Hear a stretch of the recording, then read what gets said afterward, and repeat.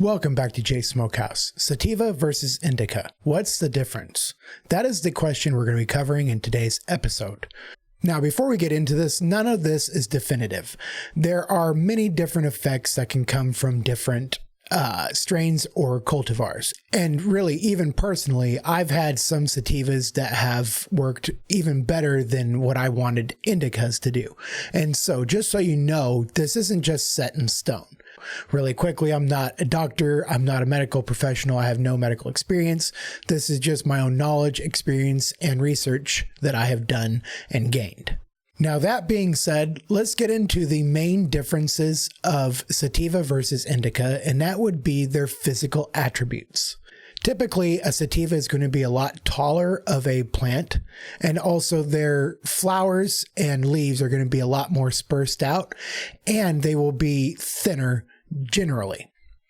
Sativas are typically a much shorter cannabis plant, and their leaves and flowers tend to be a lot more grouped together. And so they're a lot bushier than a sativa plant, typically. Also, really quickly, if you want to learn more about the history of cannabis, you should check out my History of Cannabis series where there's a link right above me. And then also, like I said, the sativa leaves are a lot thinner, and then that means the indica leaves are a lot typically wider and thicker. So if you were growing cannabis, that is one way someone would be able to tell just by looking at them the difference between a sativa and an indica with the naked eye. Now, how do they differ in their experience or in their effects? Now, let's go ahead and go over the locations of sativa and indica. It's believed that sativa originated around Southeast Asia or China, somewhere in there. And then it's believed that indica originated in the Middle East, specifically around Afghanistan and Pakistan. Now, these are the generalized effects. Sativa is stimulating, suggested for daytime use, boosts energy, eases depression, and increases focus.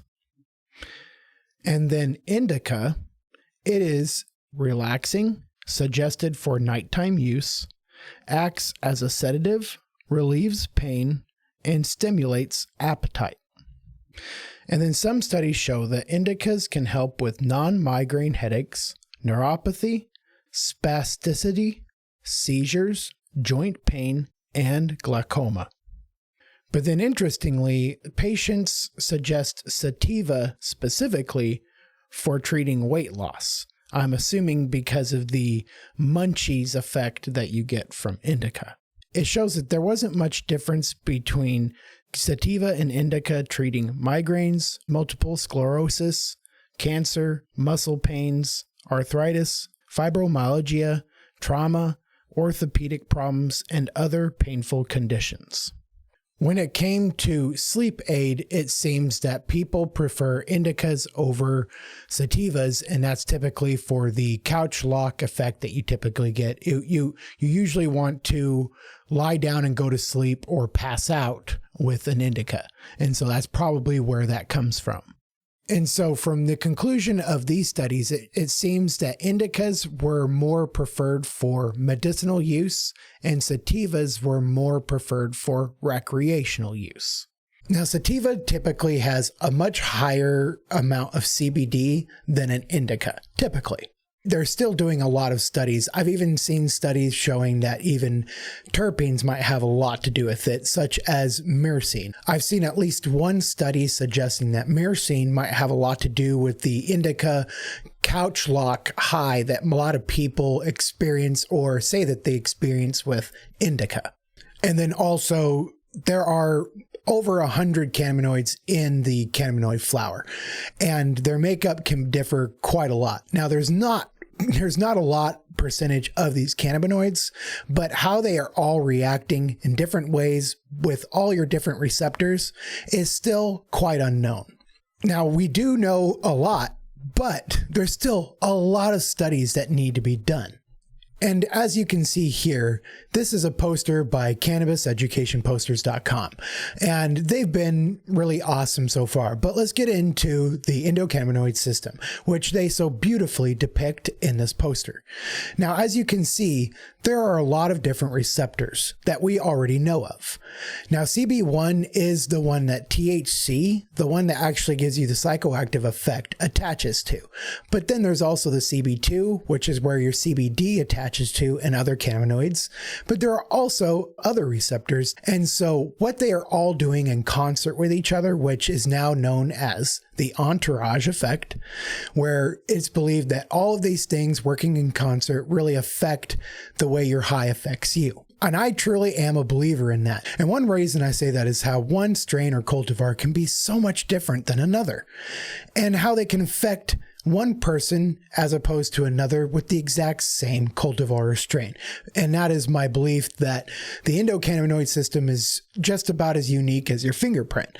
Not anybody's endocannabinoid system will be the same. They will be unique in some way. But as I have stated in the past, I typically use a sativa for my PTSD. It's more for my head. It's to be able to get me into the right mode in my head, because it really helps me to stay energetic. And then I typically use an indica for more of my hyper anxiety, to be able to calm my body down just a little bit more than a sativa can. But like I said, I have found sativas that work for that hyper anxiety better than some indicas, and some indicas that work better for my PTSD than sativas.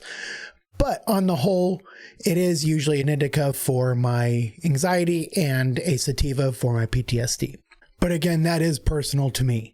I welcome you to tell me how they affect you in the comments personally.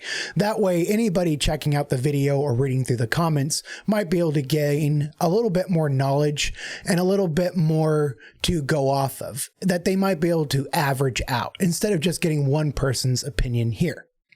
But actually, I've already recorded a review video for sativa so far. And I'm going to finish my indica before I put either of them out. Probably put a sativa and indica out together as a special for my first and second episodes of this new series. However, I'm only going to be describing what I'm using and then the after action review for my YouTube videos. I'm actually going to be recording the entire process from start to finish so that you can visibly see the different changes in me specifically, but I will be uploading those videos on a new Patreon. So if anyone is interested at all in seeing the full videos, please let me know. And I will have information on that in the description of this video. And one person that I have been in contact with and am enjoying quite a bit, and you can learn a whole lot more on the medical side than you can from me, and that is the TrustedCannaNurse. She is an RN who is actually registered as a vendor with the VA. For all you combat veterans that listen to me or might potentially listen to me, she is someone definitely that you might gain a lot more information on the medical side on how the cannabinoids react in your system specifically.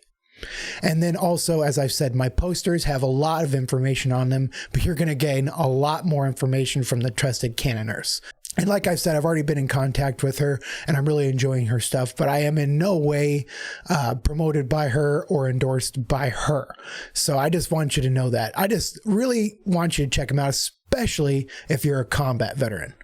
Now, I hope that you've learned a bit more about sativa and indica on this video, but if you want to learn more, please check out the source links in my description of some of the material that I used for this episode and others that I think are great. And also check out TrustedCannaNurse or CannabisEducationPosters.com. Both I really suggest checking out. Now, if you enjoyed this video or you learned anything, please leave a like and a comment and let me know what you think. And also don't forget to subscribe or consider sharing this video to someone you think might benefit. And now, as always, Jay is going to go smoke a J.